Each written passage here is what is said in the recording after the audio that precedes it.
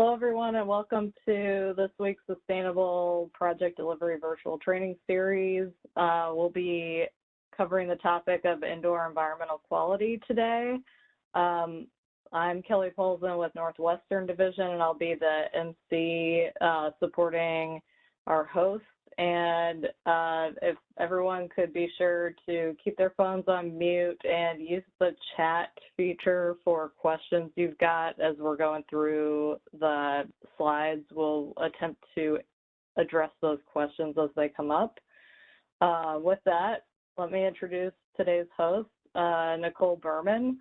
She joined U.S. Army Corps of Engineers in the summer of 2009 as an interior designer for the Kansas City District Design Branch, eventually receiving her LEED certification and becoming a registered interior designer. She has primarily worked on military design projects within the region, including several mega and international projects. Her current role is serving as the Design Branch Technical Service Section Chief, where she supports the district in AE acquisitions and the value engineering program. For many years, she utilized her LEED training as the district sustainability manager, where she helped facilitate high performance and sustainable designs, leading many projects to LEED Silver and Gold certifications. Thanks, Nicole. I'll turn it over to you now. Wonderful. Thank you, Kelli. Am I coming in clear on your side? Yep, I can hear you. Wonderful. Welcome, everybody. So I'm glad to be here today. As Kelli said, we're looking at that indoor environmental quality piece here within our sustainability series. And before we start, I want us all to think a little bit about that indoor environmental quality. Where do we all spend our time? We spend our time indoors. For the majority of it, we work in offices, most of us. We're at home. We're in, schools and gyms, grocery stores, shopping malls, all the places that are pulling us indoors each day. So really there's been studies done in surveying, what we believe, asking people, how much time do you really think that you spend each time or during the day? And, really they spend the 2/3 of the time inside, but actually research finds that we spend 90% of, those 22 hours or so inside every single day. So that's a lot of time. And that's when we start looking at and why it's important that we, have buildings that provide that environment that's at a high quality, because we're spending so much time in that. So that's what we're going to dive in today. Really looking at the description of it and what those requirements are. And to start off, as we do on all of our presentations, we have resources that draw us back to the root of these presentations, being that UFC 1-200-02, High Performance Sustainable Building Requirements. And then there's, the link to our USACE team site and other good resources that we'll be discussing a little bit more in here today. It's a little bit of a long list, but we'll get through it here together. All of these topics here that are shown, the ventilation, thermal comfort, the acoustical controls, the daylighting, moisture, protection during construction, low emitting materials, and environmental tobacco smoke control, all related to that indoor environmental quality. Okay, so we're going to start right in here. Ventilation. We have a UFC that, actually our UFC for sustainability directs us to our UFC 3-410-01, looking at that ventilation and thermal comfort. And so in here, we're looking at all of these pieces, considering that passive and thermal comfort measures, the ventilation measures, and really, as we talk in a lot of our presentations, we continue to bring us back and to make sure that we're looking at the integrative design of the UFCs to pull us in and bring in all of those requirements and pieces. I'm going to pause for a second. I want to make sure everybody's able to hear me today. It looks like maybe we have some people with difficulties. Can I get a couple people, I guess, identifying we're good to go? Okay. So Dawn can hear us. Kelly can still hear me. Okay, so I think I'm going to keep going. So I really hope that whoever's having those issues can hear us here.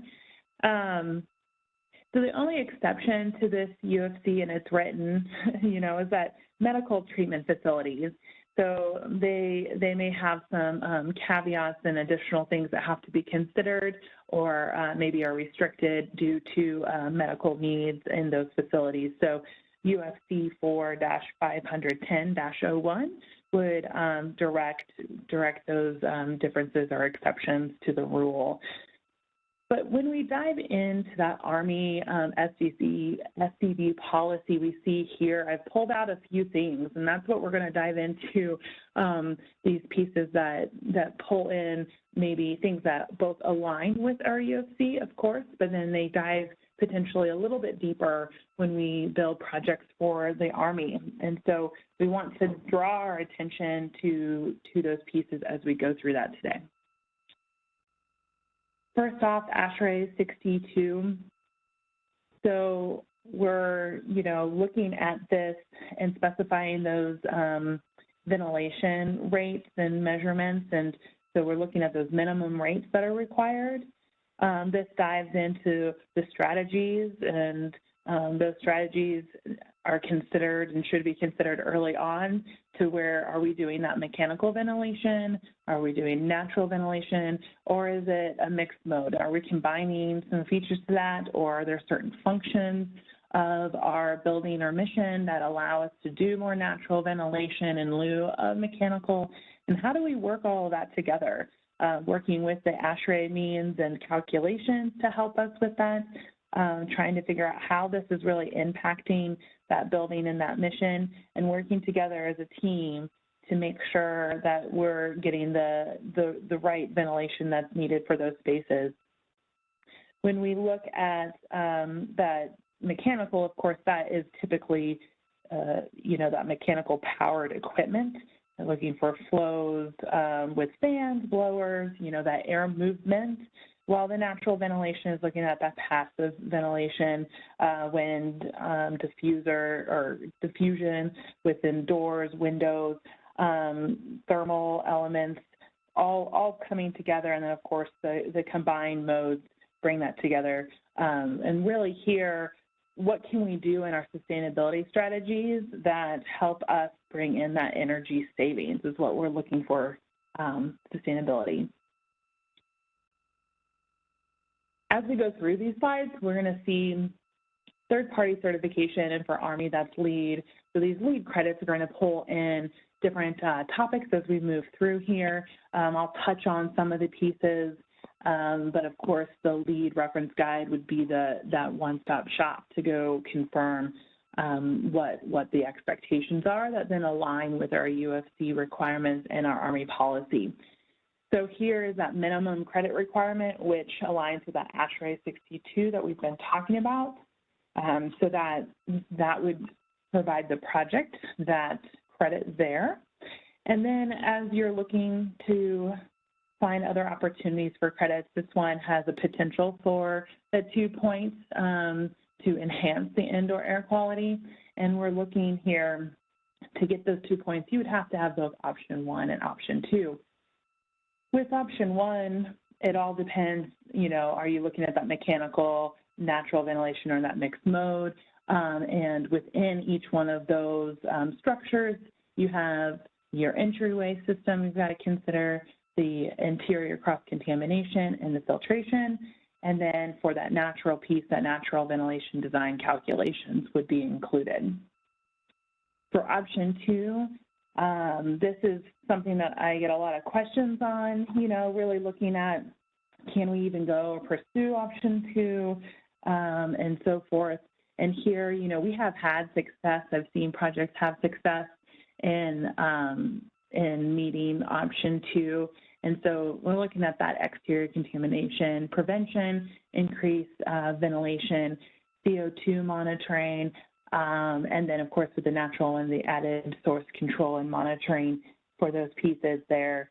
A lot of questions come up on the CO2 piece. I would encourage teams to make sure you go look at what the LEED credit specifically is asking for, and where there's some leeway in there, because the UFC, of course, does preclude a type of CO2 monitoring within the system, which does not necessarily have to happen to meet this credit. So I think we have had success in that in the past, meeting both UFC requirement restrictions and meeting LEED requirements here.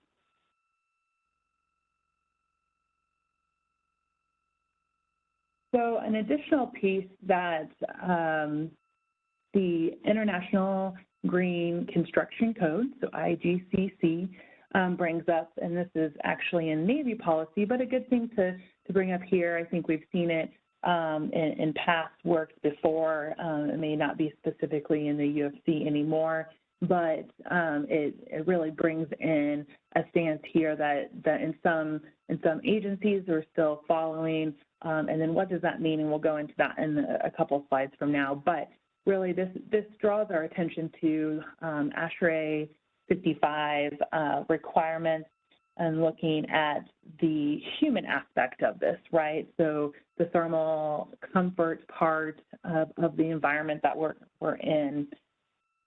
And really wanting to see that environment and the factors, including personnel, wanting to make sure that we're, having some control over that temperature, the radiation, the humidity, the airspeed, and having that for 80% of the occupants being considered in that facility. So this obviously can be a little tricky depending on what kind of spaces we're designing and what that mission is including in there. Really, there's examples of high bay spaces and so forth, and where people are working that can bring in designs that could help meet that, or maybe there's a large challenge in designs like that. So that's one piece to be considering as you design your facilities. When we look at this, though, in third party for LEED, we do have an opportunity here. So project teams can consider this as something that they want to pursue, and that's looking at that thermal comfort credit and ASHRAE 55. So as I mentioned, we're seeing multiple requirements that we have to work together very early in design to figure out how far do you take one or the other, because potentially they can be a little conflicting, right? There's a problem potentially here between 62, ASHRAE 62 and 55 with multiple occupancy types.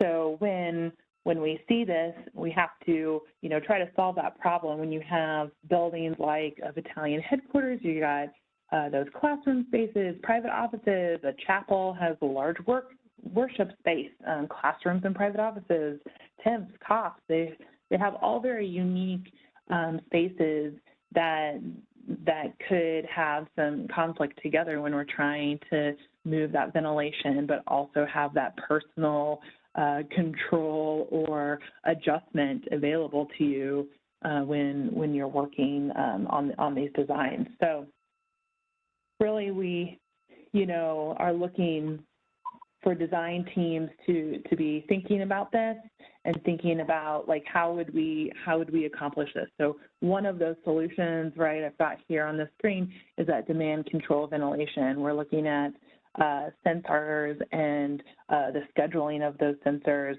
looking for that DVC to be able to adjust that to help with maybe known factors or changes or seasons or, you know, whatever that the team has identified and of course the owner has identified in that system. So resulting, hopefully, you know, the end result here is we're looking for high quality, you know, that air quality there and energy savings in the end. Did we have Nicole, looks like we got a question. In the indoor air quality, is there any consideration for plants?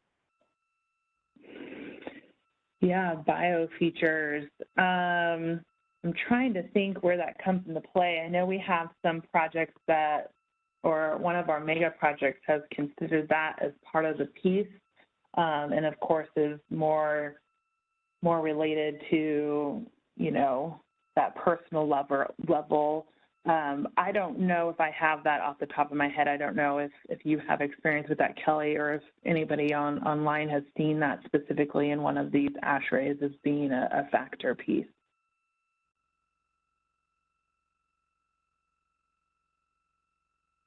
Yeah, I can't answer on if I've seen that on a project.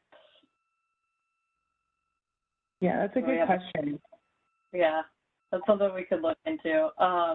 We've got another question. How do you balance the need for complex control systems and equipment with the customer demand for simple systems? I guess, we see that with DPW. Yes, that is an ongoing challenge that we continue to face.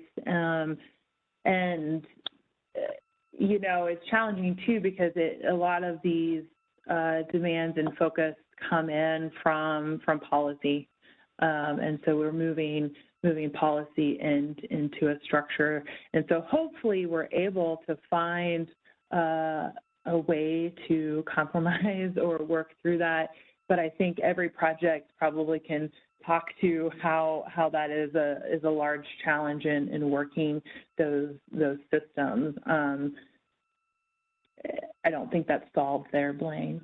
So I think that's a project by project, or, you know, district by district, potentially even piloting experiences and working with the installation to see how that works and following up, right? Whenever we do something, that follow-up is very important.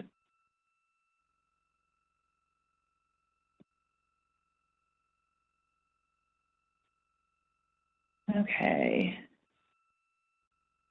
One more question. Can ASHRAE 55 requirements be met while using the set points required by the mechanical USC? That is something that I would have to get back to you on, unless somebody else has that experience that's on here. Yeah, I mean, I know that the mechanical USC calls out compliance on Navy projects for ASHRAE 55, so it leaves me to think there might be a shortfall there outside of that, potentially. So yeah, that's something we can look into.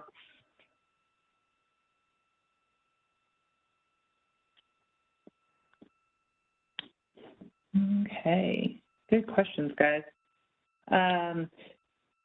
So moving in to other aspects of the indoor environmental quality, really the UFC 1-202 requires that the project then meet the indoor air quality, so that IGCC 801.3.1 is where it goes. And so under that, we see the requirement for that building entry mat, which is additionally, you know, required there with the Army SDD policy.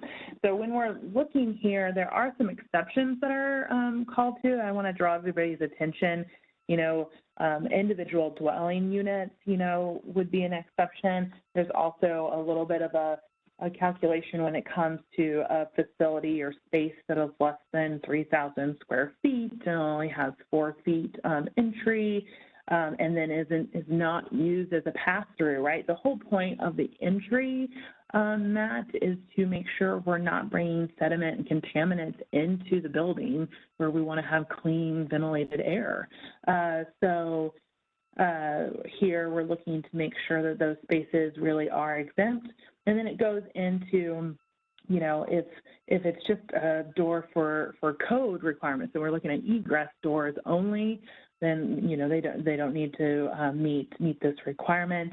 And then, of course, if entries are locked for use and are limited by authorized personnel, so very limited space, then, you know, potentially you're not needing to meet this requirement. But the requirement itself has 3 levels that you can see here on the screen. We're looking at a scraper, an absorption, and a finishing piece.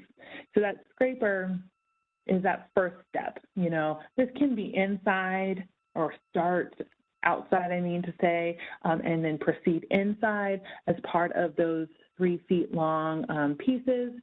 And then the absorption is also part of that. That can be a secondary surface in the sense that it literally comes next, or you can provide that as one piece. So like the detail on the side, we're looking at a pretty standard recessed building entry system that both has a scraping piece, you know, filaments and pieces inside a carpet item there that then also equally absorbs. So both of those are looking to be a minimum of 3 feet long. And then the finishing piece. So this is where you take your extra steps, and those extra steps when it's a rainy day, you probably need, otherwise you're squeaking down that corridor, right?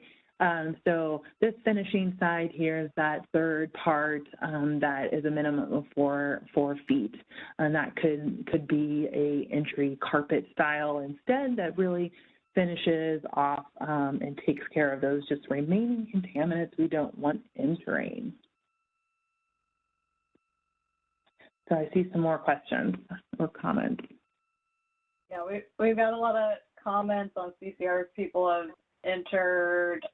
I'm not sure on Tim Gordon's question if that's meant for us or the group, but he had, did you ever hear of an acceptable CO2 part per million for indoor spaces from DoD industrial hygienists or the medical community? And I have to venture to guess some of that may be addressed in the USC for medical facilities. But he clarified that CO2 sensors are not permitted in the mechanical USC due to high maintenance required related to their calibration. Yeah, and so when I mentioned that in the past, from my experience, you know, it was not linked into a system, right? I believe, of course, I'm not the one that lives and breathes that UFC, so somebody else can correct me, but in a very basic level here, really not, you know, the sensors, if you are added to meet that lead piece, would not be connected to a sensor. There would be an individual item. And I think that's the difference between that UFC, but. And then it looks like there was a CCR submitted. So obviously, if we can get our hands on that, we can always share that with the group and provide any additional information to keep that clear for everybody. Yeah. Okay. The next item that we move into here is acoustical control. When we're looking at the acoustical part, this is also one that we really need to look at and have a game plan and awareness for. This is an Army SCC policy. And I guess I've been saying this a couple times and I have not mentioned yet in this webinar, but when I'm talking about the International Green Construction Code here, it used to be referred to as ASHRAE 189.1. So if anybody was surprised by what this crazy IGCC is, that's that's really that correlation, that link, which is what is the ASHRAE 189.1 is the thing that is mentioned in the Army SDB policy. So just making sure that that's clear.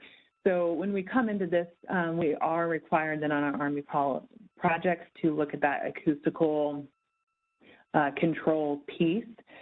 This does have involvement with our building envelopes. So we want to make sure that we're thinking about this, or our standard detailing is including consideration of all these requirements. So first, that exterior sound control.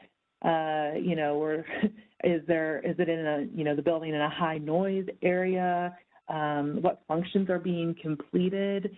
So we're looking to calculate and use what that determined max is for that interior background sound. And then that building envelope really comes into play with that composite sound transmission class. Really seeing to both a relationship between that exterior and then that interior background noise, which can, needs to be considered with that mechanical noise, penetrations and fenestrations, transmissions.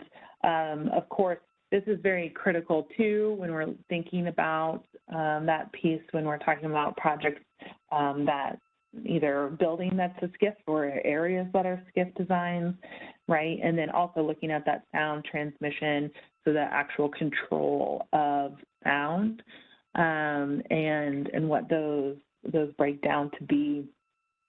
And when we're in the IGCC, it does provide a table. So I've kind of pulled out a couple here just for interest, looking at, adjacent dwelling units, enclosed offices, conferences, teleconference rooms, and so forth.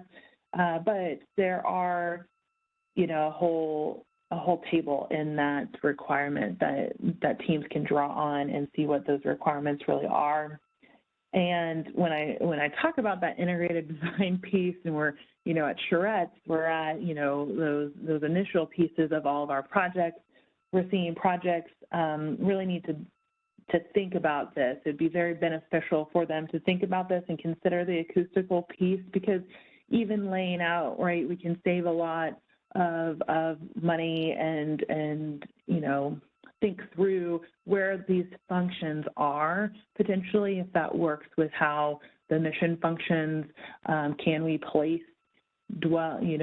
offices and so forth in locations that are similar when it comes to the acoustical needs? And so those are all very helpful things to be thinking early on and how that works. Of course, if we're looking at this and we are including these things into our projects, there are ways to test that and determine that they're meeting these requirements, both in a laboratory setting and also in a field test assembly setting. So there's ASTMs that are out there to help projects work through that piece.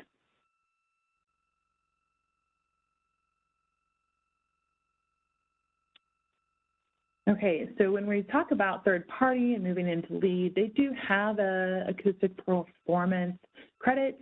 With this credit, I will say when project teams are working on this and they're considering this is one of theirs, it's very important to be actually doing some preliminary calculations early on.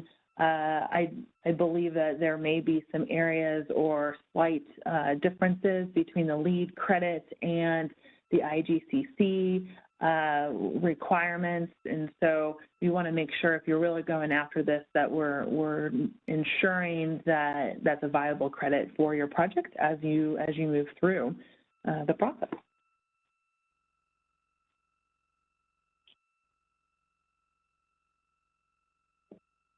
Okay, so I'm going to go ahead and move into daylight. Daylight is another piece of that indoor environmental quality. Daylight is looking at that control emission of that natural light into the building. So we have the reduction of electrical light needs potentially if we're utilizing that natural light. It also helps the environment. We've got all employees are working, you know, in these environments. And so I don't know about you, but for me, it really is, it feels better, right, to be working in a space that stimulating by natural light, and it provides that value to the workers. So there's an element there that is naturally obtained through these requirements and looking at daylighting and including it.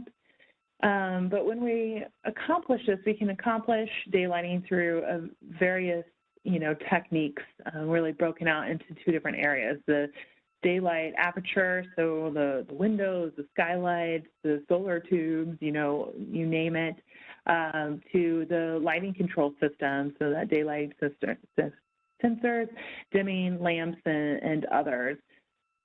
We have the IGCC listed here, looking for that minimum side lighting effect aperture too.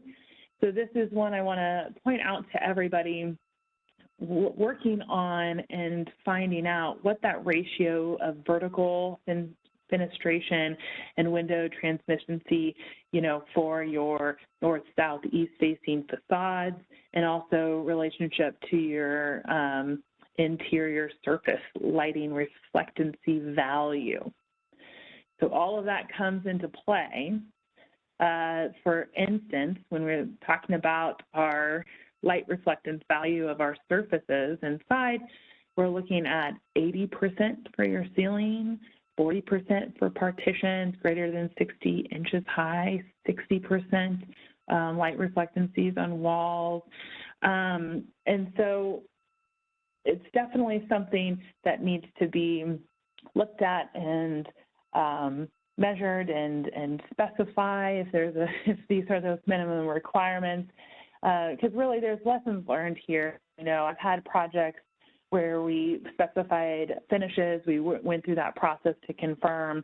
So not only do you need to specify those requirements, but also ensure that they're being verified during that submittal process, because, you know, finishes, when it comes to, you know, wall paint or something may adjust or change, but is that still meeting that product requirement when it comes to light reflectancy and daylighting? Our UFC, as I've listed here for lighting controls, or lighting controls are in the UFC 3-530-01. So that's looking at all those pieces really pulling in, and we'll kind of dive into a few of that here, but pulling in those daylight sensors, dimming, occupancy sensors, and so forth.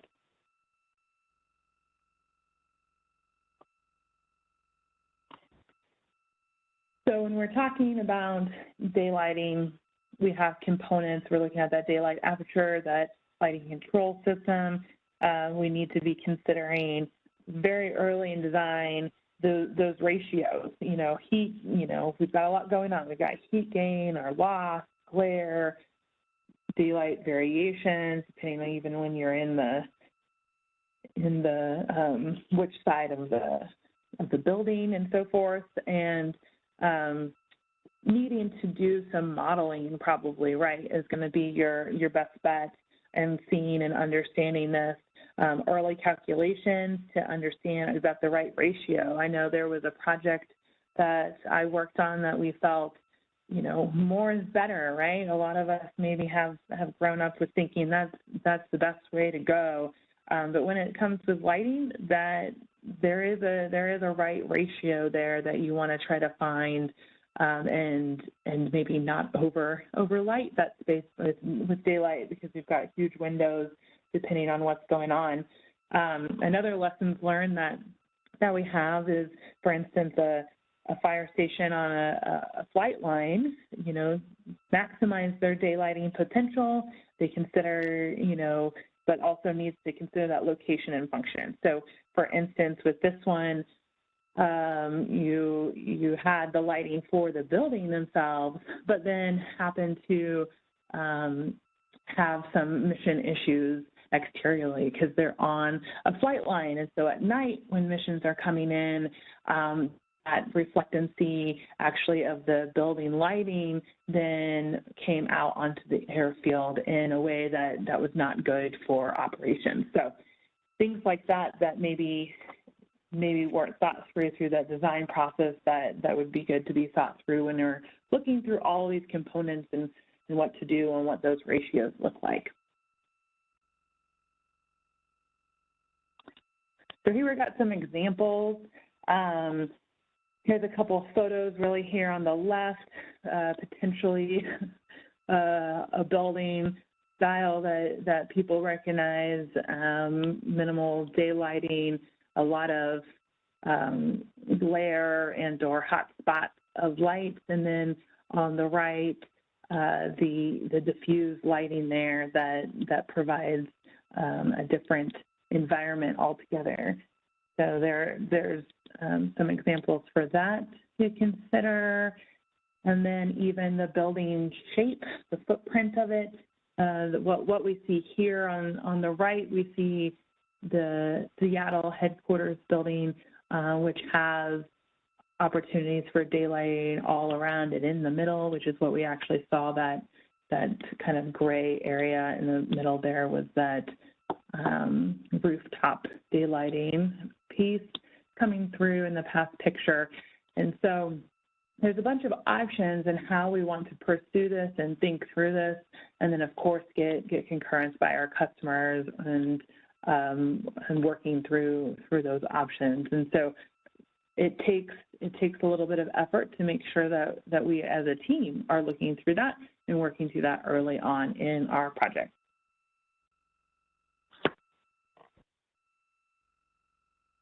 So this can contribute then to our daylighting credit for LEED. When we're working daylighting credits, they also in LEED work off of what a regular occupied space or a non-regularly occupied space are. So early on, we want to, as a team, make sure that we're understanding and everybody agrees that this meets both the LEED requirement and how we're identifying spaces being regularly occupied or not. And so that definitely is something to consider. And then, of course, working through early calculation to determine where we stand with this. I know there's been a lot of questions, or a couple questions, I would say, on our Teams group about modeling. I don't think there's any particular model that's that for sure thing that all of USACE is using, but is it eLoom, the Revit plugin, I think some districts have been using. So if you guys are looking to find ways to model this on your projects, that is an option there that I've been seeing people talk about.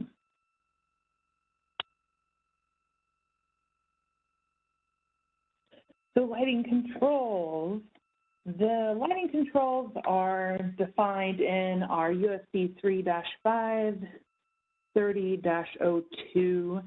We're looking at those automatic shutoffs, so shutting down the building lighting in all the spaces. That can be by a time clock, occupancy sensor, vacancy sensor, and so forth with the building control system.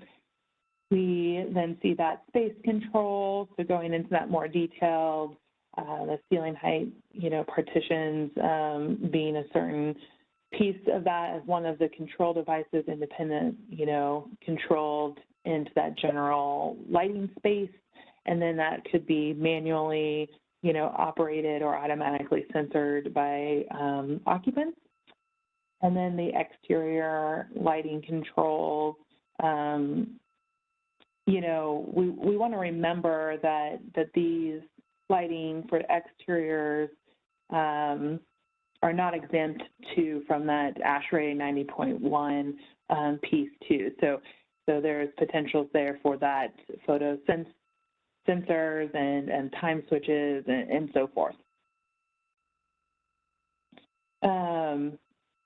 And really looking at those controls for all the lighting of the building facade, the parking lot, garages, canopies, if you've got them, and minimizing those to that 50% for 1 hour after normal business closure.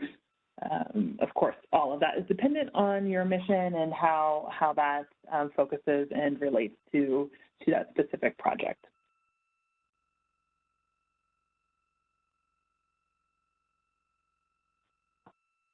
And then this can dive into that interior lighting credit for LEED, really looking at similar pieces that we already have, right? The lighting controls, lighting quality. This does have definitions that we kind of move from just the regularly occupied and so forth into individually occupied spaces and multi-occupant spaces. So all of those have different requirement levels of how things are controlled and so forth. And so you want to make sure we have the same definition for the project as it continues through, and everybody understands that is the goal. When we talk about sustainability goals and identifying those early on, this would be one of those pieces, is identifying which areas kind of fall into that occupant type.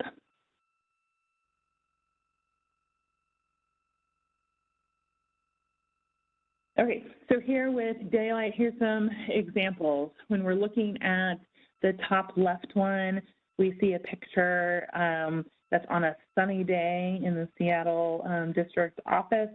And then the darker one is on that overcast day, darker winter afternoon,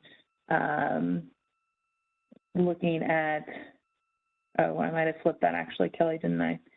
I'm trying to make sure I understood. So really, when we're looking at these two examples, though, and we have circled here, we see a movement of just even user adjustments or non-adjustments. Depending on each one of those days, you would think that there would be some changes maybe in that lighting, but there are not, at least in this one particular space.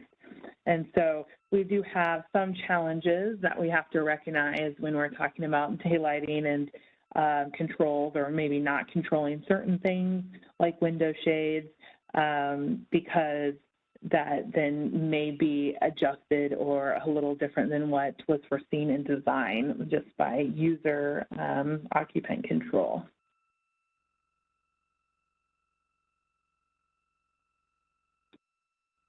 Another example of lighting control here is just, we've got some small conference room pieces, and the sensors actually at one point, there are vacancy sensors that were on, the vacancy sensors were required for manual on, so the occupants, you must turn it on in this space. But if you have an auto off feature, that when there's no motion to sensor. But if you also have a different type of sensor, I think they had to change their sensors here, because they had one that actually when anybody walked by, the light would turn on, right? So when we're sensoring and controlling our rooms, considering how close they are maybe to something like our side lights here, and making sure we either have right placement or the right sensor type for the room, so that when we're trying to save energy, we don't accidentally use energy when it's not needed. We did have one question, but I feel like we may need to investigate this. How much control will be required with tuning of LED lighting, 5 bands, 15 bands? This question on tuning for LED lighting required. Yeah, I think we would definitely need to look into that, or maybe learn a little bit more. If you want to send us an email or follow up, and I can write this down too, we can look into that.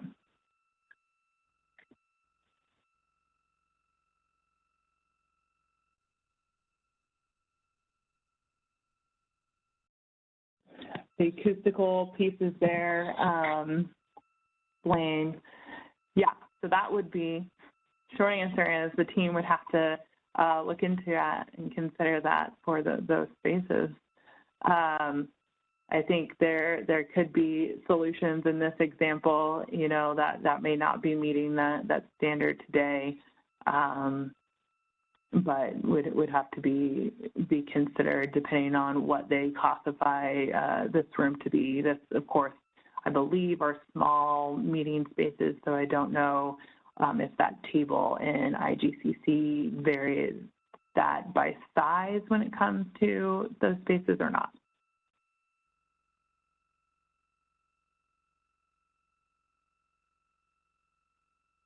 Okay.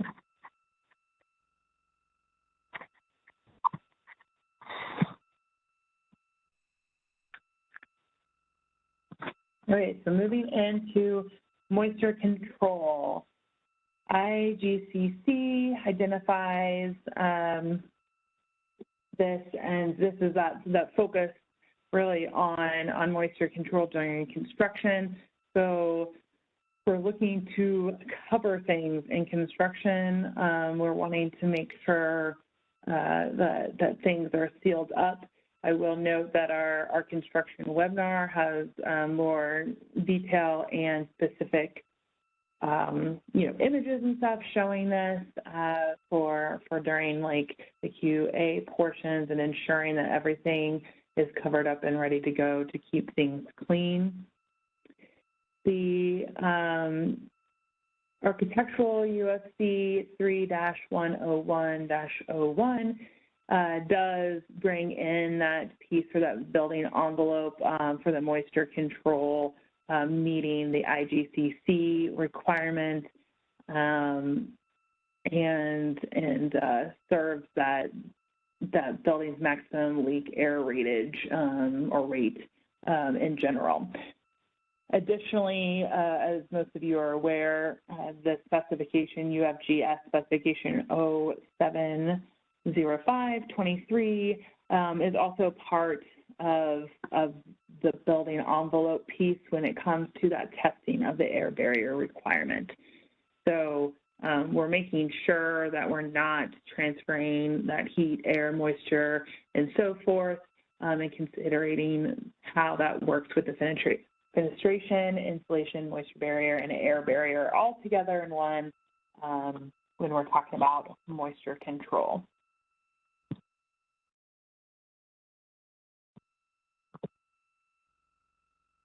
So LEED does break this up into the requirement for the air quality during construction. So these line up really well, and teams, should be able to pursue that and work that together with our policy.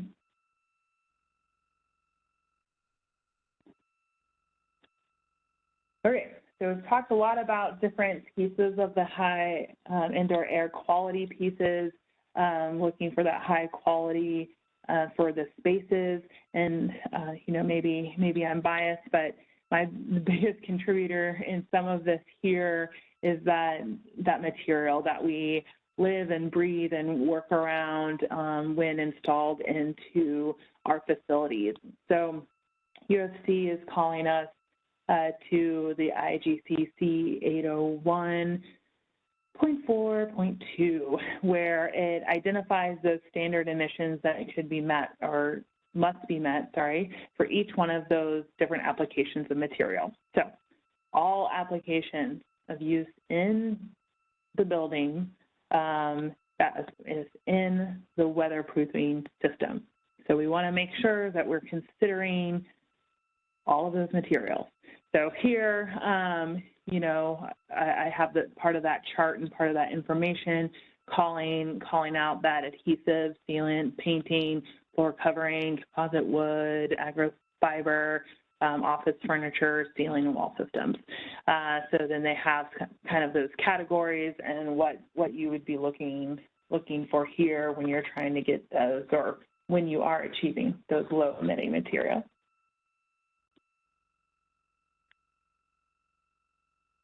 And then this comes into play with the low emitting materials credit under LEED. So in the end, we're looking to reduce chemical contaminants here. We're trying to make sure that our materials are healthy for us within the building.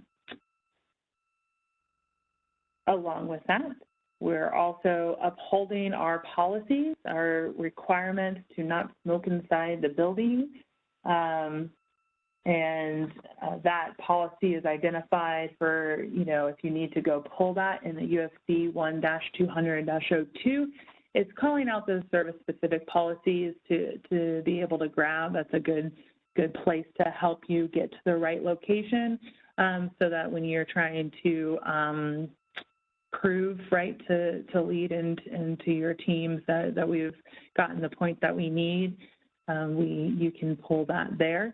And so there's no smoking in the building and a minimum of 50 feet from all the building entrance, operating windows, and ventilation intakes. So we're trying to not only not smoke in the building, but also not bring that into the building in any way. So those pieces are there and available to you. To also, on the next page, to meet that lead requirement there, and making sure that if there is smoking permitted on site, that there's a designated area. Installations also have these policies, right? It trickles down into each policy piece too. Sometimes we've uploaded that also to help reinforce and meeting this intent for credit for LEED.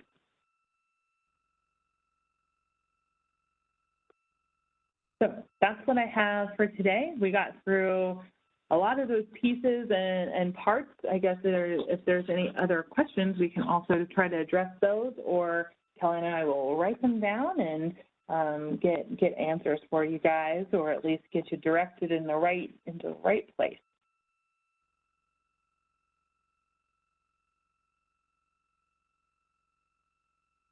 Yeah, I'm not seeing any new questions coming in, but I'm making a copy of the chat, so I think we'll have that information on questions for follow-up with you guys. So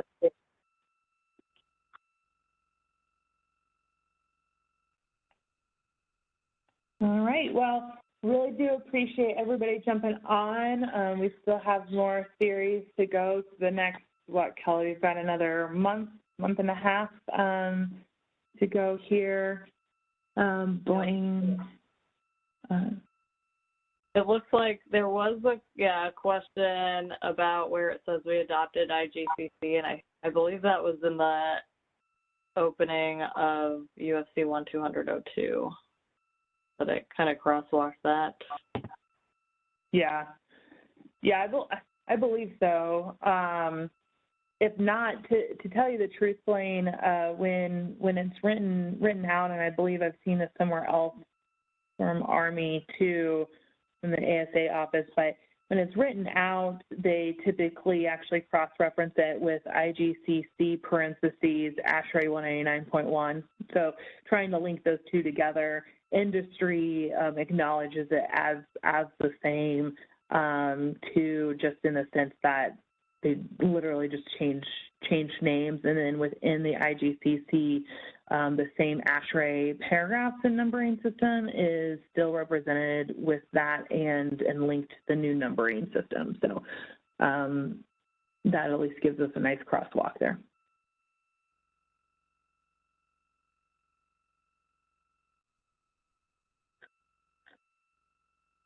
All righty. Well, thank you, everybody. I hope you have a great day and come back to our other future webinars. And we'll continue to try to track all this stuff down for you. Thanks. Thank you.